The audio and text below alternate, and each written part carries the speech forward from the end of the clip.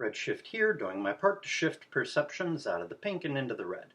Okay, so I tried to find if the Amish save in gold, and I couldn't really find it. I don't know if the search engines are censoring it, or if they don't save in gold, or if, there's just not any articles on it, or whatever, but I did find a couple of interesting articles that I thought I would read. These so-called money secrets of the Amish are not secrets of the Amish. They're just things that everybody in America used to do, 70 to 120 years ago and earlier. Like everybody used to do, or most everybody used to do this stuff. People used to have more morality. They used to be frugal and stuff, and so this is just common sense stuff. It really, really is. It just shows how far our country has fallen that this stuff is considered novel or interesting or wise or unusual or something. So okay, I wanted to read this two articles. One's called the Nine Money Secrets of the Amish. It says, the Amish lifestyle and how they handle their finances can seem a bit mysterious to outsiders. Typically, our only glimpse of the Amish is when they're seen in their horse and buggy running errands in small towns across Ohio, Pennsylvania, and Indiana.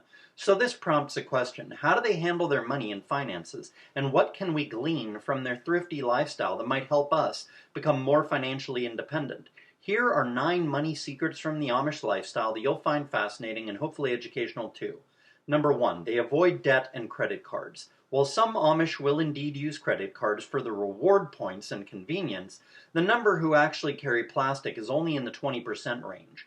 Most pay for things as they buy them in order to avoid any debt. They also live by the rule of always paying someone on time. According to Amish Bishop Ephraim Lapp, to pay someone on time is an extension of the commandment, do not steal. If it's due on the 10th and you pay it on the 15th, you are stealing that man's money for 5 days. Also, the Amish focus on whether an item is a need or a want, and they teach their children the value of deciphering between the two, between needs and wants, in order to avoid unnecessary debt. By instilling this philosophy into their children from an early age, they raise appreciative kids who value the things that they do have.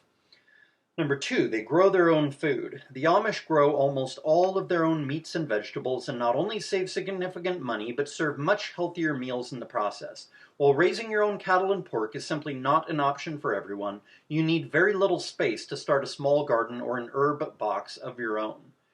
Number 3, they make saving a priority. While the average American saves in the 5% range, the average Amish adult saves close to 20% of their monthly income. Savings becomes a way of life for the Amish and creates a sense of financial independence. Knowing that you owe money to no one and are actually accruing interest on your savings is something most Amish cherish. Number 4, they avoid government handouts. The idea of receiving food stamps, a welfare check, or government handouts is something the Amish frown upon. Part of this philosophy can be tied to their self-sufficiency and strong community, which believes in helping each other when someone is having a rough spell financially. So when someone's going through financial troubles, they will help each other, right? This is the power of community. It can help you avoid debt. It can help you avoid other forms of slavery, and thus you can all be free. Collectivism, having a community that is all very loyal and all very moral and all very hardworking and all very frugal, this is essential to freedom. But I also want to say, regarding welfare and food stamps and this kind of thing, government handouts. I've said before that wage war on the government in whatever way you can. And I've also, I think, mentioned in a video the old man Flappy Nuts said something about how he's considering maybe doing the whole welfare thing or whatever to help support his woman or have more kids or whatever. I could be wrong, but I think you have to say or prove who the father is before you can receive welfare. So that might not work, although I guess you and or her could maybe get on welfare in some other way. I mean, I think it's kind of hard to work the welfare system these days, or harder than it used to be, but you still probably you might want to consider doing it if you really look into it and figure out exactly how it works and all that. But you're also in danger if you have more kids than you can afford just because you can, get a welfare check from it or something. Then, what if the government stops providing welfare for that stuff? And now you have these kids you can't afford anymore. You know what I mean? So you got to consider that, and you also have to consider the fact that welfare is an enslaving thing. That is, I read this somewhere. It might have been in a Frank Herbert book. I can't remember, but I read somewhere that some people, like guerrilla warriors and stuff, like people who wage guerrilla warfare, they'll say that, like, we feed off of the enemy, so that's why we win. You know, well, the thing that I read pointed out that yes, you feed on the enemy, but then you become dependent on the enemy, and then it's not so much that, like, you lose your independence and you start to become less willing to defeat the enemy or whatever, because you need the enemy because you feed off of the enemy. You know what I mean? If you're a parasite, you're not independent, and therefore you don't have power, in a sense, right? Now, the Wandering Tribe has a lot of power, but that's because they have the highest IQs in the world, so they can always be the parasites. Like, being a parasite is something that is a bad thing, especially if you are not the apex predator, which white people are not. But plus, it's just better to be independent. It's more moral, it's more free, etc. Right? So it's better to, like, on the one hand, it's good to wage warfare against the government by getting on welfare, and they've been screwing you and your parents and your grandparents over for decades and decades and decades. So, like, if it weren't for the fiat currency system, your grandfather would have had a lot of money to pass down to your father. Your father would have grown that money and would not have been robbed, and then he would have had even more to pass down to you. So you've already been robbed by the government. So in a sense, you are totally morally entitled to that welfare money. If you can, fraudulently or not fraudulently, but maybe, disingenuously or immorally, you can get on welfare, and it's totally moral because your father couldn't pass much money on to you because his father didn't pass much money on to him because of the fiat currency system. You see, but at the same time, you don't want to become dependent on welfare either. And if you're collecting welfare, you're going to be more likely to become dependent on it. So in a sense, it's warfare against the government, and you deserve it. You deserve to get that free money from the government, considering how they fucked over your father and your grandfather and probably your great-grandfather as well, maybe even your great-great-grandfather. But on the other hand, you don't want to become dependent on welfare either. So those are sort of like the ups and the downsides of welfare. Number 5, they value experiences above things. When the Amish do make a purchase, they make sure the item provides value and is of high quality, even if the item costs more upfront.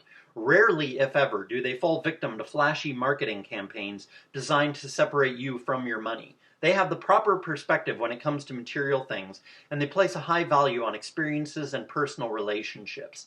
I would not call it experiences, because experiences makes it seem like they're the modern people who go around seeking experiences. I want to travel to this country. I want to try this food. I want to have sex with a black girl. I've never had sex with a black girl. I'm a white guy. I've only had sex with white girls. I want to try a black girl or a deaf girl or an Asian girl or whatever. Like, they're not experience-oriented the way the worldly people these days are. But yes, they very much are into valuing personal relationships and having genuine friendships and genuine, true, good relationships with their spouse and their kids. Close relationships with people, and that is based on morality. So they're not these hedonistic experience seekers. But they are very moral, and so they do have very good relationships with everyone: their kids, their spouse, their friends, etc. Number 6, they are smart. They are smart business owners. According to Eric Wessner, who wrote the book An Inside Look at Why Amish Businesses Thrive, Amish small businesses have a survival rate hovering around 95%. That's a success rate of 95%. Not a failure rate of 95%, a success rate of 95%, compared to a 50% success rate for non-Amish. The reasoning has to do with leadership techniques and a strong work ethic. Business owners don't simply delegate all of the work and sit back and count the cash. Instead, they work right alongside new hires and create a sense of credibility with employees and customers alike. Number 7, they rarely waste anything and fix everything. Frugality and resourcefulness is a way of life for the Amish. Clothing that is worn beyond use is cut for rags, and broken tools are fixed before the thought of being discarded enters into the conversation. Part of their philosophy has to do with everything having a purpose, and they don't succumb to the desire of wanting the newest fashion line or brand. The admirable decision to delay gratification creates wealth that can be used for significant purchases like farms, homes, and cattle. All purchases that can actually add to long-term happiness and financial security. Number 8, they buy in bulk. The Amish are famous for buying goods in bulk, both as a way to save money via quantity discounts, but also as an affordable way to feed a large number of mouths. Remember, most Amish families have several children in the home and thus are cooking large meals. When I say bulk buying, I'm talking about more than an average trip to Costco. Amish families regularly buy rolled oats in 50-pound sacks, 400-pound bags of flour, and 200-pound bags of sugar. While these amounts are simply not feasible for most families, there is no doubt that buying bulk items in reasonable amounts is a great way to save money. Number 9, they rarely pay retail. Because of the large family size in most Amish homes, they shop smart and consider thrift stores, salvage stores, and auctions as the most practical way to stock up on clothing, tools, and household items. The idea of paying full price for an item is something the Amish avoid, as they realize the value of buying high-quality used items at a discount, especially if they can repair items to like-new condition for free. Despite contrary belief, many Amish families will shop at a local Walmart if one is nearby. They take advantage of the low prices and bulk sizes available in many locations. According to Amish America, Amish do not have moral issues with shopping at large retailers, viewing it as a matter of practicality and economy. It is not uncommon to see long rows of Amish buggies lined up at the buggy rails outside of Walmarts and other stores in Amish areas, and to frequently find Amish shoppers in the aisles. By taking an inside glimpse at the Amish lifestyle and how they handle their money, we can learn some pretty cool tools on handling our own finances. Tools that can undoubtedly help you spend less, save more, and put money in the proper perspective. And then this other interview thing says, that other one is an article, I guess. This one's more of a interview. It says, it's called Financial Secrets of the Amish by Quentin Fotrell on MarketWatch.com. When the Great Recession hit, the Amish barely blinked. They put aside 20% of their earnings. Most of them are just fine, says Lauralee Craker, author of Money Secrets of the Amish, Finding True Abundance in Simplicity, Sharing, and Saving. Craker, a Mennonite who grew up in Winnipeg, and what from a little understand, the Mennonites are kind of similar to the Amish, Craker, a Mennonite who grew up in Winnipeg, Manitoba, and now lives in Grand Rapids, Michigan, spent several weeks with the Amish and says the experience changed her life. MarketWatch spoke with Craker about what financial lessons we can learn from the Amish. MarketWatch asks her, the Amish didn't have subprime mortgages, did they? And then Craker says, no, they did not. I met this one farmer, Amos, near Bird in Hand, Pennsylvania. I guess that's the name of the city, Bird in Hand. Weird. He had saved $400,000 over the course of 20 years while raising 14 children and renting a farm for around $1,800 a month. He was about ready to put down $400,000 on a down payment on his own $1.3 million farm. They're big on down payments and being in as little debt as possible. They're big on big down payments. Sorry. In other words, they're big fans of, paying for things as much up front as possible. And that means, not buying a house with the small down payments, you can get a bigger house. But, buying a house that's reasonable or a farm or whatever is reasonable and paying a huge down payment on it. So you have to take out as little in a loan from a bank or whatever as possible. And then MarketWatch says, how did he save all that money? Craker says, it's this incredible bone-deep thrift, which is not really stinginess. It's a generous frugality. They will go to great lengths to reuse, recycle, and repurpose. They don't do it to be green. They do it to be thrifty. And then MarketWatch asks, where do those you interviewed put their savings? Do they invest? And then Craker says, they only invest in real estate and owning their businesses. Carpentry, boat covers, quilts, etc. They don't buy stocks or bonds, which is very smart. MarketWatch then asks, since writing the book, have you applied the financial lessons from Amos and all the other Amish families you met? And then Craker says, I did end up shopping at thrift stores. That really changed my life. I was able to get wonderful things for my family. My favorite was a beautiful Scandinavian bedside table with drawers. The price was $25. I thought, could the lady giving the garage sale be crazy? I said, why are you selling this? She said, a few years ago we were going through a Danish period and we're not in that period anymore. I replied, isn't that a coincidence? I'm going through a Danish period right now. It was a $400 piece of furniture. Sometimes you find plastic flowers and ashtrays and nobody wants at garage sales, but I've learned to zip in and out. Little redshift aside here.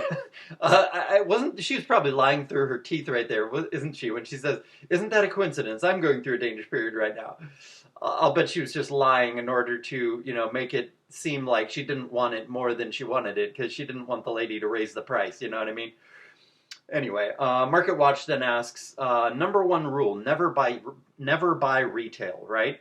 And then Craker says, one lady in Lancaster County, Pennsylvania was making pies while I was interviewing her. She would take the gallon tins from apple butter and cut off the top and the bottom and create hot caps for gardening. They're plant protectors that would cost $15 in the store. Their mindset is, what do I have on hand that would serve that purpose? They never buy retail unless it's something like toilet paper. There are always ways around it. Market Watch asks, for the most part, the Amish don't go crazy for Lady Gaga or Apple, right? And then Craker says, they might have a cell phone or a computer for their business, but they can't have these things in their homes. Their whole goal is to be off the grid in terms of their home lives. They just don't have that desire to acquire things. It's so much more important to have a farm to pass on to their children. Our culture is all about, how can I get the latest iPad? They don't think that way at all. This chick was raised Mennonite. Maybe she says it like that because she's not really Mennonite anymore now that she's an adult, or maybe I'm wrong. Mennonites, maybe they're less like the Amish than I think. Maybe they're more worldly, like, the Lutherans and the Baptists and all the rest of them. Seventh-day Adventists, etc. And then Market Watch says, how did that change you? And then Craker says, before writing the book, I literally had no self-control. I thought, I want this. I'm going to buy it whether I want it or not. So I did learn some of that delayed gratification. And then Market Watch says, what did they covet? I'm guessing it wasn't a 40-inch high-definition widescreen TV. Craker says, one lady really wanted linoleum floors. She told me, some of my neighbors and friends had it. I kept thinking of the farm we wanted. I waited for years and years. They don't make payments on anything except real estate or a business. It's not like they're going to buy a buggy on credit and make payments. They're going to make huge down payments or buy it outright. And then Market Watch asks, do the Amish re-gift?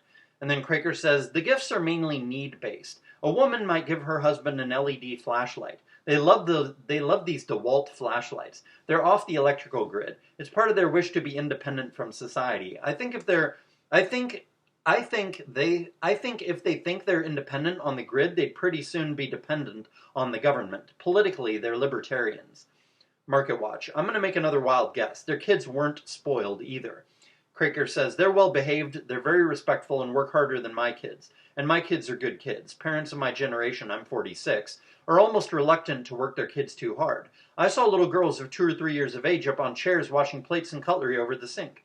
They don't overwork their children, but they do chores. One child in a family I met earned enough money to buy a wagon which cost $100 over the course of a year. It would be very hard to imagine my children waiting for a year for something they really wanted.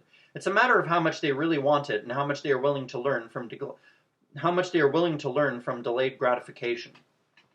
Okay, so so this lady was raised pretty well. She was raised a Mennonite, and even her kids are not nearly as patient as Amish kids, right? Like, there's almost no such thing as overworking your kids. You know what I mean? Because the harder you work them, the better their work ethic is going to be, the less entitled they're going to be, etc. You know what I mean? So this lady may be 46 years old, but she's still not as, she's old enough to be mature enough to, be a wise parent, or presumably, right? But like, she's still not as good of a parent as the Amish parents are. That's the value of living in a community where you all have a very strict moral standard. You all keep each other, strictly in adherence to that strict moral standard. So then everybody, you hold others accountable and they hold you accountable. So then everybody has a very high moral standard. And so all your kids grow up much, much better, etc. And doesn't that just go to prove what I'm always saying? Like, kids and women used to be way, way, way better behaved in the past. I mean, the Amish women are clearly way, way better, because this woman, learned lessons in frugality and reuse and patience and all that from these Amish women. You raise women and children properly, women and children will be really, really well behaved. It's really that simple. This nihilistic, apathetic, it's just female nature, women are always terrible attitude of MGTOW is retarded. It's totally not in line with historical reality. And just go visit the Amish if you don't think that women can be infinitely better. It's about how you're raised. And if you raise kids in this fucked up culture, you're going to have screwed up kids and screwed up wives. Because, half the kids are daughters, and then they grow up to be terrible wives because they weren't raised properly. You know what I'm saying? So like just from a morality perspective, as well as from a frugality perspective, as well as from a freedom perspective, from all three of those perspectives, even just from any one of those perspectives, it's absolutely necessary to form your own commune so that you can save way more money, have way better behaved kids, way better behaved wives, you know, you can have way more freedom, etc., you know? And then Market Watch asks, did you apply these lessons to your own children? And then Craker says, I have 3 kids, 16 to 13-year-old boys and a 9-year-old girl. I came home after my research and said, we're going to do things a bit differently around here. My son, 13, saved 7 or 8 months for an iPod. My kids go to a private school and a lot of people are just given things. My oldest son is 16 and he does not have a car. He is going to borrow my husband's car when he needs it and get a job this summer and pitch in for gas. It has trickled down for my family. Meaning lessons she learned from the Amish have trickled down. Then Market Watch asks, do you grow your own vegetables now? Craker says, we've done some cow pooling. We've paid half a share in a cow from a local farm. It was about $3 per pound versus $19 per pound to buy grass-fed natural porterhouse steak online. The butchering is included. You pick up your meat and order what different cuts you want. It's a lot cheaper because you're not dealing with a big company and paying for all the TV advertising. Market Watch. You're right about how the Amish will barter before they buy. Craker says, the Amish trade goods and services and no money trades hands. I have an Amish farmer friend, Atlee, who lives in Michigan. He will trade a cow for rag rugs. Then they'll sell these rag rugs at the farmer's market or a roadside stand. Then Market Watch says, what's a rag rug? Craker says, it's a rug made out of rags. Market Watch, how did I not know that? Craker, it's an old-fashioned art to weave a rug out of rags. Just Google it. Then Market Watch says, they look nice. They're all over Pinterest. How can we barter in suburbia? Swap classes and how to take the perfect selfie for credit in Candy Crush?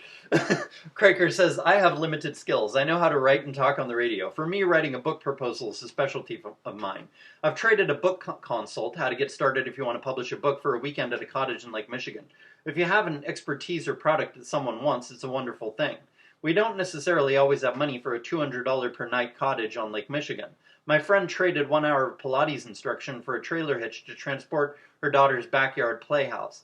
I've had a book swap at my house for my neighbors. Everybody brings a book and takes a book. I've been to perfume swaps and purse swaps. That's all inspired by the Amish. Market Watch. You say dead horse smells bad, but debt smells even worse. What does that mean? And Craker, I assume he got that from her book, and she got it from the Amish or something, I guess. Craker says, this reference comes from P.T. Barnum. He wrote a book 100 years ago about money. He has a chapter about dead horses. The point is, by the time you pay for the horse could be dead. I could buy an expensive pair of shoes on credit, and by the time I paid them off, they might not even be in style anymore. Market Watch says, but Mary Janes never go out of style. And then Craker says, hopefully not. And then Market Watch says, what's a frugal feinschmecker? And then Craker says, it's about eating good fresh food. They eat amazing food. They're so far behind, they're ahead. They're super green. They were eating organic, fresh farmers market food before it was hip to do so. Well, I just want to point out, this doesn't prove that they're ahead. That just proves that in our so-called advances, we've not made any advances at all. All we've done is lower the quality of stuff. You know, we grow our vegetables and our fruits and stuff in these farms that they just dump fertilizer in there. But like, there's more to growing healthy food than just fertilizer. You know, like fertilizer is just like the macro and maybe like 3 micronutrients. Like 3 macronutrients, and then I think there's like 3 or 6 micronutrients. I think 3.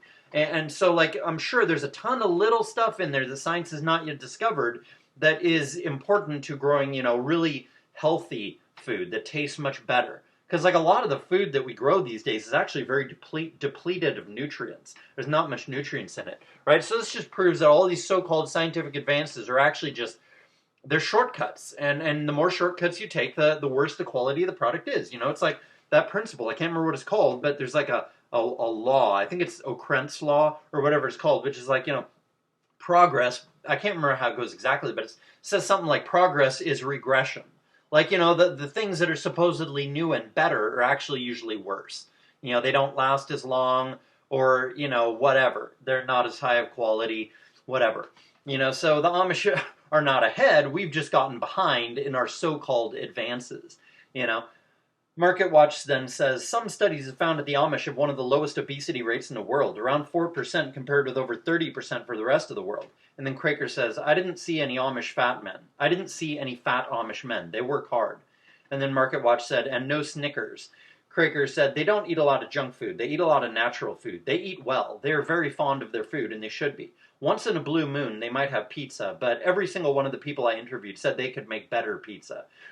Market Watch then says, there aren't a lot of couch potatoes among the Amish. They all pitch in. And then Craker says, this lady made 15 pies right in front of me. If I made 15 pies, I'd alert the media. Market Watch says, if you do ever make 15 pies, you know where to find me. As a Mennonite, what did you have in common with the Amish? And then the Craker says, the Amish and the Mennonites broke up about 300 years ago. My parents spoke Low German, and they speak Pennsylvania Dutch, which is not that different. Like my family, their children have biblical names. And then Market Watch says, what was the most surprising thing you learned? And then Craker says, culturally, they are leading the way with organic food sourcing, recycling and repurposing, and thrift shopping. And then Market Watch says, and they have a rare quality, humility. And then Craker says, I came from a journalistic background where I interviewed celebrities and musicians, and then interviewed the Amish who don't want to brag. I went from saying, you're so great, when they told me about how they saved and bartered, to Englishers, non-Amish, need your help. And then Market Watch says, thanks, Laura Lee, we certainly do need their help. So, yeah, I thought there was a lot of good information there, and I think everybody should, I think, I hope the people who listen to this video will get something out of this, because, the Amish, this is the kind of thing I'm talking about when I say form your own communities. Form your own communities, and you will have, form your own communes, you'll have a low obesity rate, a super low divorce rate, like TFM has said, 1% divorce rate among the Amish. You'll have real friendships. You'll have real relationships with your spouse who will be well-behaved and submissive and faithful. You'll have great relationships with your kids. You'll be able to have more kids. You'll be able to save way more money, etc., etc. Your whole life in every single way by forming a commune will be better if you emulate, the Amish and other such people, Like make your women wear headscarves and make sure the money always recycles in the community like the Wandering Tribe does. And maybe have a Rumspringa period so nobody's actually, forced to stay. They just, they choose to stay, you know what I mean? And so then you don't have a high, attrition rate or whatever. You don't have people leaving the community because it was eventually their choice to stay. Everybody would be way richer, way happier, way healthier. They'd enjoy their lives more. Everything would be better if everybody formed communities that were very similar to the Amish. There's no reason people can't do it. And really, I think it's up to the men who, have more money, the middle class men, to, put down the initial money so that a commune can be started. And then saving all that money in rent will mean all the guys who live on the commune will be able to quickly pay that guy back, plus interest, So, if guys are not, loaning other guys money to start their own communities like this, then that is throwing other men under the bus. And I think that is a huge problem with MGTOW. These guys aren't interested in helping other men. And that is not what MGTOW is about. I mean, this is like a typical thing you hear in MGTOW all the time. Like, men don't help other men, men can't get along, so we're all just going to go our own way. That's not what MGTOW is about. Read the MGTOW manifesto. MGTOW was about helping other men, and especially about not throwing other men under the bus, But that's what MGTOW men are doing. So, men need to start helping other men and living very frugally and getting their balls back and having faith that you can have good relationships again. If you live very humbly and you work hard and you all live in the same community and you force yourselves to get along by way of having high moral standards, being very faithful, very polite, very hardworking, etc., etc., helping each other out, that's one of the reasons those communities work. The Amish. You think if all the Amish were like, yeah, we're all just going to look out for ourselves. We're not going to hurt anybody else in our community, but we're not going to help anybody else when anybody falls on hard times. You think their communities would actually last if they were like that? No, no way. The only reason, well, not the only reason, one of the reasons that their communities work is because they all help other people in their community when those people are going through a tough time financially. They will pick each other up when they fall. You know what I mean? Some person's really in desperate financial need, well then everybody will help him. And then that person gets back on his feet. And then when somebody else is in desperate financial need, he and everybody else will help that person. You gotta have high morality so that you can have a safety net. And you got to have a safety net so that your community can get along, can be cohesive, isn't going to fall. You know what I mean? Like, cohesiveness is strength. You know, united we stand, divided we fall. Everybody needs to realize this. So this is super important to understand. And this is exactly, the Amish are like exactly the kind of thing I'm talking about. But you can also have, you know, computers. You can also use computers. You know, they use them outside of their communities for their business and stuff. And we could do the same thing. Or we could have, you know, a big computer room where everybody can, you know, use their computers in that room, but nobody uses computers outside of the computer room, right? That way, like, everybody can walk by and see what you're doing on your computer. And you're not going to do anything bad if everything you're doing, like, you're not going to be looking at porn on the internet or wasting your time with a bunch of stupid bullshit online if everybody walking by can see what you're doing, because then they can be like, why are you doing that?